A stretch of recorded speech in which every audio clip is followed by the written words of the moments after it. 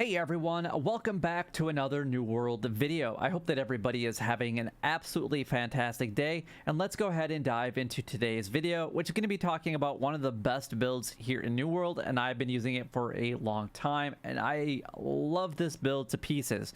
Is there room for my specific build to get better? Absolutely. I'm going to go over my watermark, where my current gear score is at, what I can do to kind of improve that, and what some of the changes are going to be along the way. So let's go ahead and dive into it right now. So the first thing I do want to apologize for is that I don't really have any gameplay for you guys. I haven't really recorded this in a while, and anything that I do have recorded is from a while ago.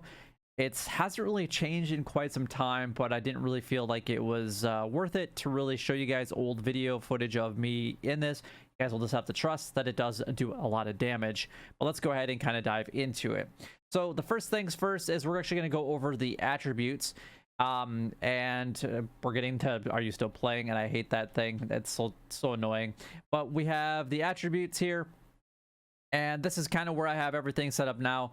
And all of my points for the most part have been poured into dexterity. The strength and the intelligence, which I would like to be able to get rid of, is only been on the gear that I've either found or purchased that I thought I was going to be doing something a little bit differently, but it kind of fit the build that I was looking for, at least as of right now. Now, the one thing that I will say is where I'm currently at with my watermark score compared to my gear score is that I'm not really finding any pieces of gear that really fit my desired build.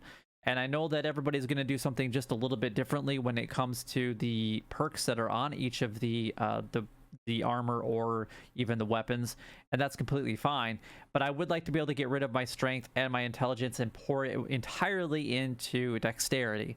The other thing that I would like to be able to do is go ahead and get my constitution up to 100, just so that it increases my max health by 10% of my physical armor, which means that I should have about 11k in health for a very light build, which is absolutely fantastic considering that I am in the light armor class. So I do take a lot of damage, but I can also dish out a lot of damage, and that's why I think having 100 con is hugely important to this specific build.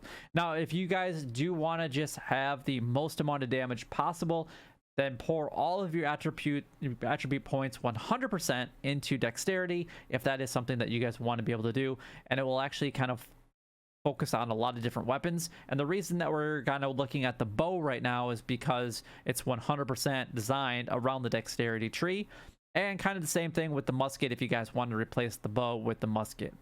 So there are some flaws I'm going to kind of go over with the bow and or musket later, but we'll talk about that at a later point in this video. Let's go ahead and move on to the weapon mastery. The first thing that we're going to talk about is the rapier, because we are using the rapier bow. Love this weapon. And this is currently built more for PVE, and I will kind of show you guys the things that I would change if I was strictly going to do PvP, which personally I am not. But the nice thing is now you can actually respec for relatively low Azoth cost, which is 1 vial of a suspended Azoth, and you can actually kind of tweak things the way that you would like. Now, lately, I've been kind of messing around with Tanto, just because of the cooldown reduction that it has made since the last update. And I could actually get the cooldown down to about a second or so, and it is incredibly fast. And it doesn't do a ton of damage, but because it does 50% weapon damage, but it does inflict bleed, which can actually deal 80% additional weapon damage over 12 seconds, which is pretty nice. So the fact that I can do this very, very, very quickly, and I could probably actually do that easily 3 times that I can stack up to. I can easily pump this out and get that into PvP and at least inflict that bleed into other people. We have the Thirst for Blood, which applying the first bleed stacks to an opponent, the Tanto cooldown is reduced by 10%. So obviously you're going to get that nice little bit of a cooldown just from having that one on there. And then we have, and again, if you hit only one target, even if you block, is reduced by the cooldown is reduced by 25%, again reducing it now by a total of 35%. And then the last one is proper spacing, so it increases the initial hit damage by Tanto by 100% if you are at least 4 meters away from your target. This one actually inflicts a lot more damage than anything else that I really have at a greater distance away from a lot of the enemies that you encounter here in New World. The other things that I'm putting into is refreshing strikes. So any hits that I have, is all cooldowns are reduced by 1% for any hit. We have this one. We got deal 5% more damage on targets with Rapier bleed, hence Tonto's bleed that we're using, or just Tonto, because it inflicts bleed, so we can actually get that more damage by 5%. We got deal 10% more damage when your target has greater than 50% health. So going into a battle, we can actually deal a lot more damage and hopefully get them down a little bit quicker. And then the other thing that we're actually worried about as far as the blood tree goes is the light edge, which increased damage from both middle swipes is increased by an 8% damage. So the two light attacks in the middle of, there's 4 light attacks. If you combine all of them, the 2 middle will actually increase by 8% damage. And then we're maxing out the flurry tree. We're going to do an overwhelm. So each hit of the flurry does 25% more block damage. Each hit of the flurry reduces the cooldown by 7%, which is huge, especially when you can land all of your strikes. The next one is going to be to the bone. Each hit of the flurry extends the Rapier bleed by another second. So this kind of goes hand in hand with Tonto, because we can extend it from 12 to 13, and it's each hit. So we can actually easily extend this up to about 17 seconds of bleed, and there is no stacking on this. We can actually continuously do this. So, and I can do the flurry and the Tonto pretty quickly in a row and not really have to worry about the cooldowns as much, as long as we're only focusing on one target and we're actually making sure that you know, we're applying that bleed, so we get that 10% reduction. And then the last hit of the flurry causes the enemy to stagger, which can actually help in PvP because it causes them to kind of lose their ground a little bit, and we can actually do a little bit more damage and hopefully you know, inflict more bleed or whatever it might be. Now moving into Grace, we got red curtains here. Critical strikes reduce all cooldowns by 5%. So every time they do a crit, you're reducing any cooldown by 5%, which is absolutely outstanding. And again, there is no cooldown for this, so it's every single critical strike. And then we also have controlled breathing, so we can gain 3 stamina on any hit. Just because I am using light armor and I'm rolling around a lot, and I should be dodging and whatnot a lot, or blocking, this will actually hopefully help us get our stamina back really quickly, just because the light strikes and the flurry are incredibly fast, and each hit of that can give us 3 additional stamina. Now the last one is the Feche, the leave the ground. So it's a nice little spinning move. You can use it for kind of getting across rivers, but the nice thing about this is it does a decent amount of damage, which increases it by 140 of the weapon damage for that, and it can be up to 10 meters away. The next one is going to be killing. An ability reduces the cooldown by 8%. So I use this towards an end of an ability if I possibly can, or towards when I'm about to kill an enemy, just because if I can get that kill, then I can reduce the cooldown by 80%, which right now the cooldown is at 16 seconds, and 80% brings that down to only a couple second cooldown, which is absolutely incredible. The next one is going to be backside here. After performing a Feche, your next critical strike within 5 seconds will deal 15% more damage, and you should be doing this quite a bit. So if you can't get that kill and reduce its cooldown by 5%, then at least within the next 5 seconds you can do a next critical strike and it will do an additional 15% more damage. So you should be using this as quickly as you possibly can after using the Fleche. And then we have the interruption. So pressing a light attack during any time during the Fleche will stop and perform a static continuation attack, dealing 115% of the normal damage, which is pretty amazing. So you can go up to that 15 or 10 meters away, and then you can stop anywhere in that time frame if the enemy happens to be a little bit closer, and continuously do that 115% damage. So that is my rapier. So let's go ahead and move on to the bow. And this is how I have my bow set up. Now, I chose not to go with hooked arrows. A lot of people would probably do that. If I was going to be specifically in PvP, this is something that I definitely would be changing. But I really like this one just because slow can kind of help get away from enemies if you need to. And specifically because we are in light armor, we want to be able to get away from them as quick as possible, because in most situations, if you're using the rapier, then you want to be able to, get as close as you need to, and then you want to back away and use your bow as much as you possibly can. So we got poison.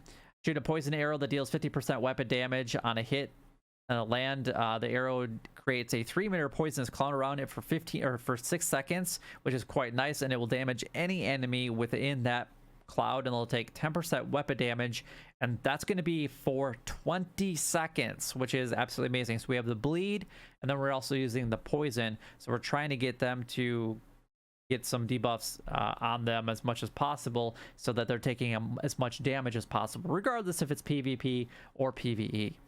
The next one is going to be infected arrows. So poison shot now does 12% weapon damage, and this is going to be over 20 seconds instead of the normal 10%. And then a direct hit is more powerful, and it will deal 150% weapon damage. So any hit on any target, regardless of where you hit them, is going to do 150% weapon damage. Plus, it's going to be that cloud is going to be there on them for 20 seconds and do that 12% weapon damage over time. So that's pretty nice. The next one here is we're going to deal 20% after doing a dodge, and that's going to last for 5 seconds. So you want to roll or dodge as much as you possibly can with this build, because you're going to be doing and inflicting 20% more damage with your bow, which is absolutely huge. And then the other one that we have here is going to be a battle precision, a debuff, and damage over time. Durations last 20% longer. So instead of being 20%, we're actually adding another 20% on top of that. So that's quite nice. And then we got mark, so we can deal 10% more damage to foes suffering from a debuff. So we got either poison or bleed. So if we're constantly applying the bleed or the poison to people, we can use the mark and just use a normal shot with the bow and actually deal 10% more damage to that specific player or NPC. And then we also have a rain of arrows. So this is kind of an AoE, but it does 150% weapon damage, and it cannot obviously headshot at all. And then we got rain of arrows, causes bleed, kind of like the Tonto, but then it can actually reduce the cooldown on the Tonto and the flurry by causing that bleed. And then we get the weapon damage over 12 seconds for 85%. So we're getting bleed on our rapier and also on our bow and arrow, and then we'll also be able to cause poison as well. Now, majority of my stuff is actually put into Hunter, and that's perfectly fine. If you guys want to switch this up, then make any recommendations in the comments down below. So we got long range, so we can deal 20% more damage if they're at least 10 meters away. So we get up close with the rapier, get away with the bow and arrow. We're going to be doing the deal 20% more damage when targets are below 50% health. So we're using the rapier for the first 50 and then getting away from them for the last 50% of their health, because we can do more damage with the rapier and then do more damage later with the bow.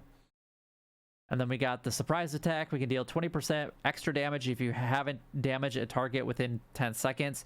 So this one probably doesn't really apply to PvP, just because you probably are doing something within that 10 seconds. So having that extra 20% extra damage isn't really going to do any good if you're in a continuous fight. But when it comes to like a dungeon or just dealing with NPCs in general, there's a lot of times that this 10 seconds will happen, and you can do that 20% extra damage quite easily. When you land a headshot, you can actually heal yourself for 10% of that weapon damage done, so it's effective to try to land as many headshots as you possibly can. Obviously, doing this in PvE is way easier than PvP, so this might be one that you might want to go ahead and consider getting rid of if you're doing more PvP. Then we have having attacks, arrows that fly faster and deal 30% more damage, which is absolutely amazing. We want that 30% damage, and it flies faster. Increases the distance that arrows will travel before being affected by gravity by 100%. So there's a lot less arch when it comes to having my arrows now, and it makes it a lot easier for me personally to aim. If you don't like that and you want to be able to have something that's more damage based, and you're able to actually use the distance to your advantage, and you're able to aim with it, then by all means switch this out if you would like to. And then we got bullseye, increases the critical chance of bow shots by 10%. So anytime that we can do more damage, that's great. And then last but not least, we have the concussion. When you land a headshot, only a headshot, we can deal 20% more damage and have 50% chance of getting our arrow back. So if you are really good at doing the headshots, this is really good because you're going to get that 20% more damage. Plus it stacks kind of nicely with the extra damage with the headshot, because we can get 10% healed back to us with a headshot. Plus we're going to do 20% more damage to them and have a chance of never using that specific arrow ever. And then we also have penetrating shot. The shots deal 150% weapon damage that passes through the target, and it'll actually attack anything beyond it by 100 meters, which I find this one hugely important in any PvP battle, especially when people are coming at you in groups, because you can usually line people up pretty easily. And even in a lot of PvE situations, NPCs get stacked behind each other, so you can easily shoot multiple enemies at the same time with one arrow, which makes it really, really nice and convenient. We can deal 20 or 10% increased damage with each shot. And then we've got penetrating shot, deals 20% more damage to targets that are 20 meters or more away. So if you can be as far away as possible with your arrow, then your penetrating shot is going to be huge, which this comes in really good at being a distance player when it comes to either invasions or war, or even possibly like outpost rush and things like that. All right, so let's go ahead and kind of move on to what I'm currently using. I am mostly using light armor. I got a couple medium on here. I think it's actually just my face mask here. And you guys can kind of see that I'm trying to get all of it mostly either dex or con. I would like to change out my gloves. They are probably one of my lower gear scores, but unfortunately I just really haven't found anything that fits it. And none of the perks really fit me because I do have a luck set gear. So this is something that I need to actually focus on. But unfortunately, a lot of things that either I craft or can purchase, they're really expensive to either make or buy. And I want to make sure that it's perfect. And I'd much rather just buy a gear piece of 600 so that I can get an extra perk. But obviously, I want to be able to do it full dexterity or possibly dexterity con. Preferably all dexterity if possible, and then getting 3 perks that I would really like to have on that. So finding that specific armor has been a bit of a challenge lately. Moving on, and that's going to go for all of them, and that's why some of them aren't as good or as high as I would like them to be. Most of them are going to be, you know, in that high 70s or that 580 range. And believe it or not, my watermark score on all of my armor is, I have a couple of them that are at 600. I found, I think it was my head and my legs are at 600, and then my feet, my hands are like 595, and then my chest is probably the least, and that's at like 580. So that's about where I kind of stand for that. And my weapons, my rapier is actually at above 580, so I can find stuff that's actually better than that. My bow is significantly lower than that, and that's like around a 560 range. So my rapier can still do a little bit more, and I can find better rapiers than I definitely can with bows. So definitely take that into consideration.